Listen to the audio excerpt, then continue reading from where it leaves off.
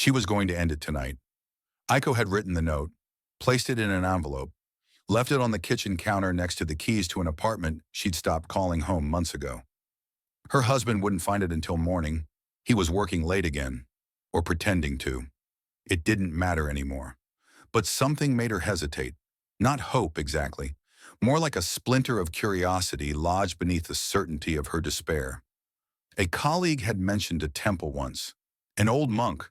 People said he could teach you how to survive when survival felt like too much work. One more night, she told herself. If he has nothing to offer, I can always come back to this. So instead of swallowing the pills she'd been collecting for 3 months, Aiko drove through the rain toward a mountain she'd never climbed, looking for a peace she didn't believe existed. The rain fell like whispered confessions that evening, each drop carrying its own small grief to the earth. In a temple perched at the edge of a city that never slept, lived Master Ryokan, a monk whose face was mapped with the rivers of 70 winters. His roof wept into clay pots when it rained. His wooden bowls bore the hairline fractures of decades. Yet travelers said his presence felt like returning to a home they'd never seen, but always remembered. They came to him carrying invisible weights, marriages that had calcified into silence, children lost to distance or death, careers that had devoured their lives and given back only emptiness. Some called what they sought peace. Others called it surrender. Ryokan called it remembering how to breathe. On a November night when fog transformed the world into uncertainty, a young woman appeared at the temple gates. Her name was Aiko, and she looked like she'd been holding her breath for years. She was 32 but moved like someone twice that age, as if each step required negotiation with gravity. Her eyes held that particular exhaustion that comes not from lack of sleep but from too much awareness, the kind that watches everything crumble and can do nothing but witness. "Master," she said, her voice barely louder than the rain, "I am drowning in dry land. My marriage is a beautiful tomb. My mother is dying and still cannot say she loves me. I wake at 3 a.m. with my heart trying to escape my chest, and I don't know why I'm fighting so hard to stay in a life that feels like it belongs to someone else." She collapsed onto the temple steps, her carefully constructed composure finally shattering. "Teach me how to survive this. Teach me how to find peace when everything is falling apart." Rikan moved slowly, as if sudden movements might startle the moment. He sat beside her on the cold stone, saying nothing, letting her weeping fill the space between them like a third presence. After what felt like hours but was only minutes, he spoke. "You do not need to survive. You need to stop abandoning yourself in order to please the storm. Stay here and listen, not with your mind that is so tired of solving, but with the part of you that existed before you learned to be afraid." That night, wrapped in rough blankets that smelled of cedar and thyme, he began to share 10 teachings, not as commandments, but as love letters to anyone who has forgotten how to be human. 1. Welcome the moment as a guest. Even the uninvited one's morning came with the metallic light of late autumn. Ryokan prepared tea with hands gnarled as tree roots. The cup filled and overflowed onto the wooden table, pooling around the edges. Aiko lunged forward to stop the waste. "No," Ryokan said, his voice carrying the authority of absolute gentleness. "Do not interrupt what is happening. Even this overflow has come to teach you something." She stared at the spreading water, confused. Every moment of your life, joy, agony, boredom, terror, arrives like a traveler at your door. When we lock ourselves against what we don't want, we suffer twice. Once from the thing itself, once from our war against it. He wiped the spilled tea with a cloth, unhurried. "Your marriage feels like a tomb because you keep pretending it's a garden. Your mother's silence breaks you because you keep demanding she become someone she has never been. The 3 a.m. panic comes because some part of you is trying desperately to wake you up to a truth you won't look at in daylight." Aiko felt something crack open in her chest. Not breaking, but opening, like earth receiving rain after drought. "What do I do?" she whispered. "Open the door, even to the guest you fear most. Say, 'You are here. I see you.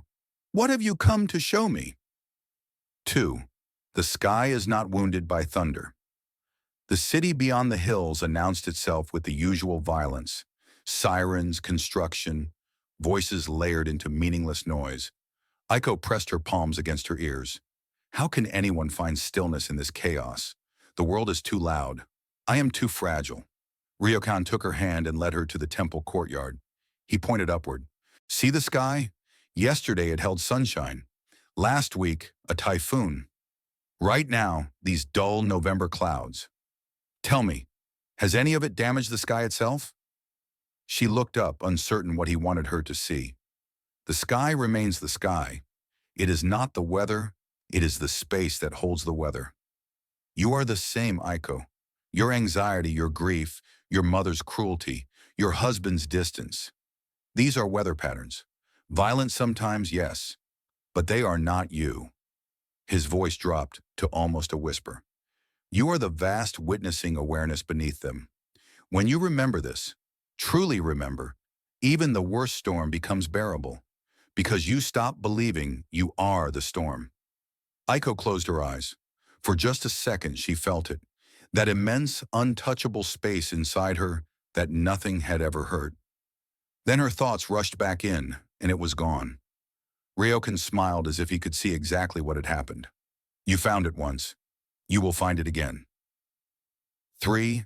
Hold nothing so tightly it cannot breathe. The master handed her a small clay bowl, delicate as an eggshell. Bring water from the well. Aiko gripped it like her life depended on its survival. Her knuckles whitened. Her hands trembled. Water sloshed and spilled with each terrified step. She arrived having lost half. Ryokan's laugh was not mocking, but deeply kind, the way one might laugh at a child taking life too seriously. Try again. This time hold it as you would hold a bird. She returned to the well. This time she cradled the bowl gently, firmly, without desperation. The water barely moved. Your marriage, Ryokan said, you are gripping it so tightly it is dying in your hands. Your mother, you are demanding she transform into who you need her to be, and the demand itself pushes her further away. Even your own breath you hold hostage, waiting for permission to relax that will never come. Aiko's eyes filled. If I let go, I will lose everything. Perhaps, or perhaps you will discover that what loves you does not need to be imprisoned to stay, and what leaves was never yours to begin with. He touched the rim of the bowl. Peace grows in open palms, Aiko. Clinging is just fear pretending to be love. 4. Breathe before you break. Your breath knows what your mind has forgotten. 3 days into her stay, a letter arrived. Aiko recognized her mother's handwriting, that precise, joyless script. She opened it with shaking hands. The words were knives disguised as concern. You've always been so sensitive. Your husband deserves better than your constant drama. I didn't raise you to be this weak. Something ancient and volcanic erupted inside her. She wanted to scream, to burn the letter, to call her mother and unleash 32 years of swallowed hurt. Instead, she ran. Ryokan found her beneath the cedar tree an hour later, her face blotched and swollen, her breath coming in ragged gasps. He sat beside her and said absolutely nothing. They stayed like that as the shadows lengthened, as birds settled into evening song, as the temple bell rang the hour. Finally, when her breathing had quieted from storm to waves, he spoke. Before you answer the world, answer your breath. He guided her hand to her belly. Inhale the pain. Don't push it away. Bring it in. Let it be here. Now exhale, not the pain itself, but the story you're telling about it. The story that says, this means I'm unlovable, or I'll never be enough. She followed his instruction, breathed in the hurt, raw, sharp, real. Breathed out the narrative around it, the interpretations, the shame, the desperate need for it to be different. Again and again. Slowly, impossibly, the fire inside her transformed. Still present, but no longer consuming her. The breath knows what the mind forgets, Ryokan said, that you are larger than any wound, that you have survived every moment that tried to destroy you. That peace is not the absence of pain, it is the presence of you, breathing even in the midst of it. 5. Compassion begins where you are most cruel to yourself. That night, unable to sleep, Aiko confessed to the darkness of Ryokan's meditation hall. I am a terrible daughter, a failing wife. I can't even keep a job for more than 2 years. I am 32, and I have built nothing. I am nothing. In the shadows, Ryokan's voice came like a hand reaching through water. Would you speak to a frightened child the way you speak to yourself? The question stopped her. If a little girl came to you sobbing, saying she was worthless, a failure, nothing, would you agree with her? Would you list her flaws and failings? No, Aiko whispered. I would hold her. Tell her she's enough exactly as she is. Then why, Ryokan asked, do you withhold from yourself what you would freely give to any stranger's child? The tears came then. Not the hot, bitter tears of shame, but something else. Softer, like grief finally allowed to speak. Inner stability, the master continued, is not built on achievement or perfection. It is built on the radical act of treating yourself as someone worthy of your own kindness, your own forgiveness, your own mercy. He lit a small candle, and in its light she could see his eyes, wet with his own tears. A heart that knows only harshness toward itself cannot create a gentle life, Aiko. You have been at war with yourself for so long, you've forgotten you are also the one holding the weapon. You can choose to put it down. 6. Nothing lasts, and that is the kindest truth. Autumn deepened. The temple garden transformed from green to gold, to bare branches against gray sky. Aiko watched the leaves fall with something close to dread. Everything beautiful dies. Everything I love leaves.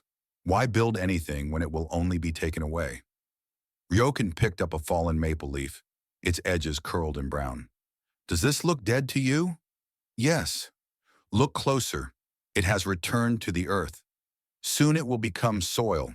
That soil will feed the roots. Next spring, new leaves will emerge. Is that death or transformation? He held the leaf between them like an offering. Your fear of impermanence is making you afraid to live. But impermanence is not cruelty. It is mercy. The pain in your chest right now? It will not last. Your mother's power to wound you? It will fade. Even the grief you carry for who you thought you'd become by now? It will loosen its grip. Aiko's voice cracked. But so will any happiness I find. Yes, Ryokan said simply. And knowing this, truly knowing it, you become free to love things without desperately clutching them. Free to enjoy without demanding permanence. The sunset is not less beautiful because it ends. It is more beautiful precisely because it does. He placed the leaf in her palm. Nothing lasts, and so we get to start again. Every breath is a new chance. Every morning, a resurrection. This is not tragedy. This is grace. 7. Sacred is not separate. It lives in the washing of bowls. The temple roof leaked worse after a heavy rain. Water dripped into the meditation hall, staining the wooden floors. Together they spent 3 days repairing it, plank by plank, nail by nail. Aiko grew restless, impatient. I came here to learn about enlightenment, not to become a carpenter. Ryokan hammered another nail with perfect attention. This is enlightenment. She stared at him. You are looking for some grand transcendent experience, a blinding light, a permanent transformation. But peace does not live in the extraordinary. It lives here, in the honest work of your hands, in the simple act of repairing what is broken, in speaking one true sentence instead of 1,000 pleasing lies. He set down the hammer and looked at her directly. You want to know the secret? There is no secret. Just this moment, just this breath, just this next step, taken with as much presence as you can bring to it. Wash the bowl in your hand as if it matters, because it does. Sweep the floor as if it's holy ground, because it is. Say I need help, or I'm not okay, or I don't want this anymore, because those words are prayers too. Aiko felt something shift, a release of the pressure to be somewhere other than here, doing something more important than this. Peace, Ryokan said, driving in the final nail, is the size of a single step, but taken over and over, those steps carry you all the way home. 8. Listen to the wound beneath the weapon. A traveling merchant came to the temple seeking shelter. He was drunk, belligerent, And when he saw Ryokan, he spat at his feet. Useless old man. You sit here playing at wisdom while the real world suffers. You're a coward hiding from life. Aiko's face flushed with rage. She moved to defend the master. But Ryokan bowed deeply to the merchant. Thank you for this teaching. The man, confused and deflated, stumbled away into the night. Aiko exploded. Why did you let him disrespect you? Why didn't you defend yourself? Ryokan cleaned the spit from the floor with a cloth, unhurried. I listened to what he wasn't saying. That man is in terrible pain. Perhaps he lost someone. Perhaps he hates himself. Perhaps the world has been cruel to him, and he is simply passing that cruelty forward. His insult was not about me. It was his suffering looking for somewhere to land. He wrung out the cloth. Reacting is easy. It costs nothing and accomplishes less. But understanding, really listening beneath the words to the wounded person speaking them, that is freedom. Aiko thought of her mother, the cutting comments, the impossible standards. My mother, she said slowly. She's cruel because she's afraid. Afraid I'll make the same mistakes she did. Afraid I'll surpass her. Afraid of being forgotten. Yes, Ryokan said. And when you hear the fear instead of just the cruelty, something in you can finally stop fighting. You don't have to agree with her. You don't have to accept abuse. But you also don't have to carry the poison she's trying to give you. 9. Your grief is love that has nowhere to go. Give. At a path on the 7th night after the evening meal, Aiko began to speak about her brother. His name was Kenji. He had died when she was 19, a car accident, sudden and absolute. He was 22. I should have called him that week, she said, her voice hollow. He texted asking if I wanted to meet for coffee. I was too busy with exams. I said next week. Next week he was dead. The guilt had lived in her body for 13 years. She could feel it, a stone lodged beneath her ribs. I never got to say goodbye. I never told him how much he meant to me. I failed him. Ryokan let the silence hold her pain like water holds a stone. Then he spoke, so softly she had to lean in to hear. Grief is love with nowhere to go. You love your brother still, desperately, but he is not here to receive it, so it turns inward and becomes guilt, regret, self-punishment. He placed a hand over her heart. But love does not need a living recipient to be real. You can still speak to him. You can still honor him. You can carry him not as a wound, but as a light. How? The word was barely a breath. Tell him, right now, everything you never said. And there, in the temple hall, Aiko spoke to her dead brother. Told him she was sorry. Told him she loved him. Told him she missed him every single day. Told him about her life. The marriage that was crumbling. The mother who couldn't love her right. The fear that she was wasting the life he'd never gotten to finish.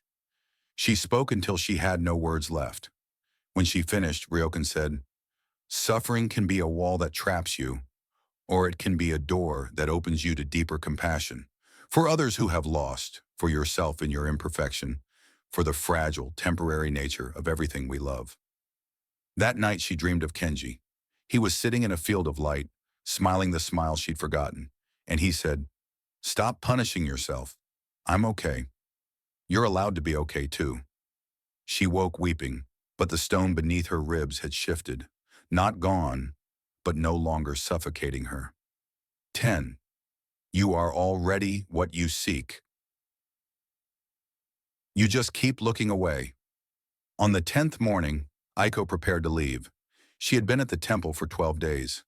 The city was calling her back. Her job, her marriage, her mother's voice on the phone, demanding explanations. Before she left, she asked, Master, when will I finally find peace? How will I know when I've arrived? Ryokan picked up a small brass bell and rang at once. The sound filled the room, bright, clear, undeniable.